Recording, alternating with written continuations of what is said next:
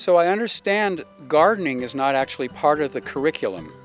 No, it's not. But plants, learning about plants and learning about economics and nutrition, all of that part is, and physical, the physical education of gardening even, I think is going to be important for our kids. Learning about the environment and everything around them.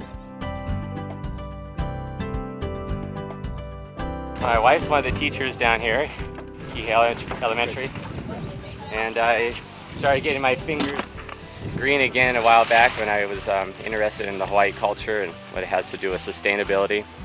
And I went to a couple of SMS meetings, and I've learned so much about how to maintain my health by keeping a small garden and help other people realize that it's very easy to make peace with your environment. And that's really what I'm trying to do, is make peace with my environment so I can help other people.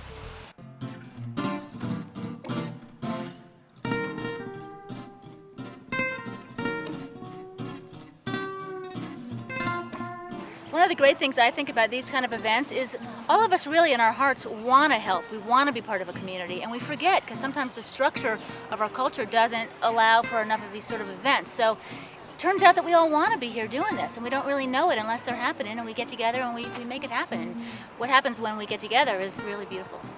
Thanks for joining us today, and tell us a couple of things. What do you think about the job that we're doing here? I think it's excellent. I'm so excited to see all the seeds I planted back 20 years ago coming up.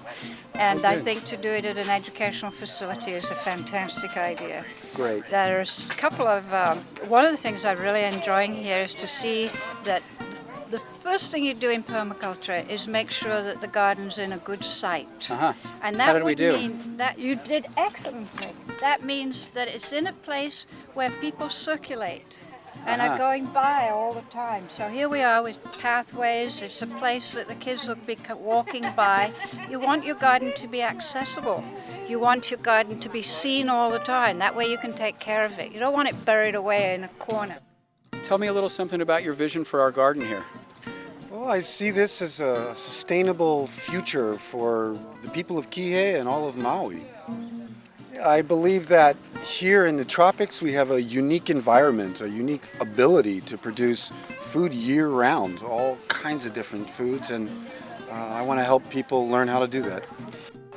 We just, all we really need as a community is a model or a structure or new rules to this very new game. And I think we're making it happen. South Maui Sustainability has a big hand in that, so it's exciting. See, I found out about this garden project through an email from South Maui Sustainability. And what motivates you to come down here and get sweaty with us? I like to sweat. I like to be dirty. You've been working hard this morning. I've watched you. I'm super excited. This is an awesome opportunity. Oh, great. Thank you for participating. And you're a fourth grade teacher? Yes, I teach fourth grade. So we have about how many teachers are going to be involved in this project, do you know? Quite a few. Not just fourth grade, but everybody from kindergarten up to fifth grade, actually. So.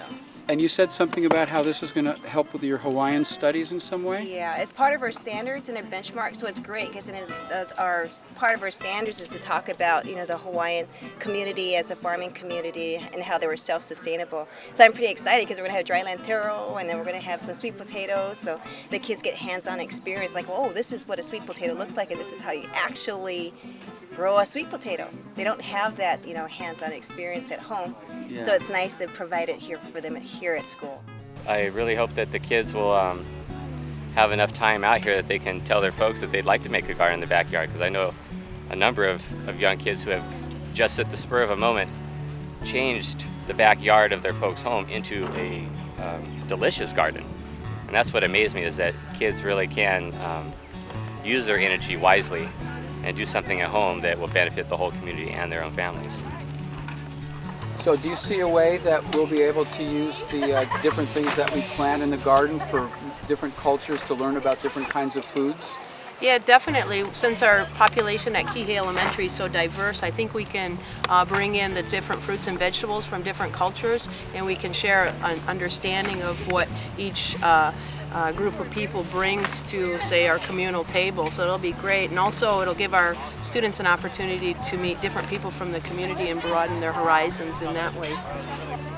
if this is any indication of the support, I'm sure our students will take it home and they'll start implementing these exciting skills that they're learning, and it's going to be great. It's only the tip of the iceberg. And as they see us building in the garden, they're so excited. They're telling the parents calling in and talking about it and asking questions about it. So it's already happening. Raised beds. Raised beds. And the beds are where the plants live. They don't just sleep there, they live there all the time. And then we've got some way over there, circular, black, they look kind of like tubes. Those are called wattles. Wattles. Well, we've been in the process of planting. We have the garden all complete, and we've had a lot of volunteers helping to make the garden. But now this week has been exciting because the children are actually doing the planting. We have lettuce and cherry tomatoes and okra and lots of different plants, and they're all starting to come up really well. The kids have been so excited about planting. They have just been thrilled. When you ask a question, every hand goes up and they're so excited. All you have to say is, who wants to dig? And they love to weed, they love to plant, they like to water. This is a big adventure for them.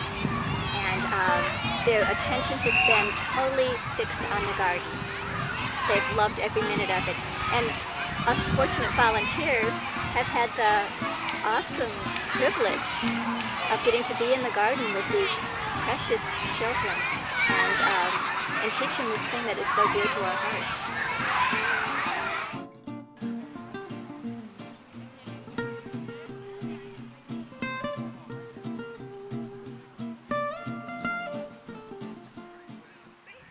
The students are extremely excited about the garden.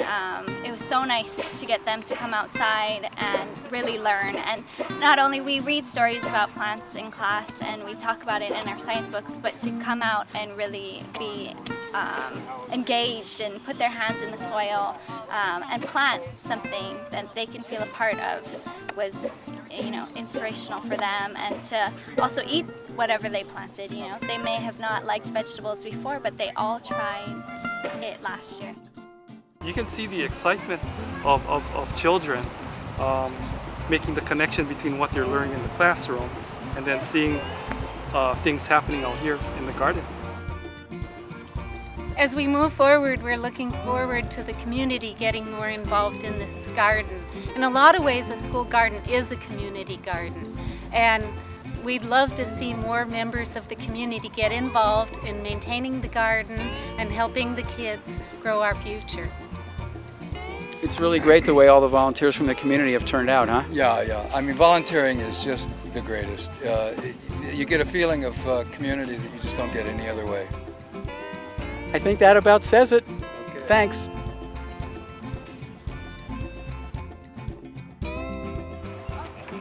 It takes a garden to grow a community.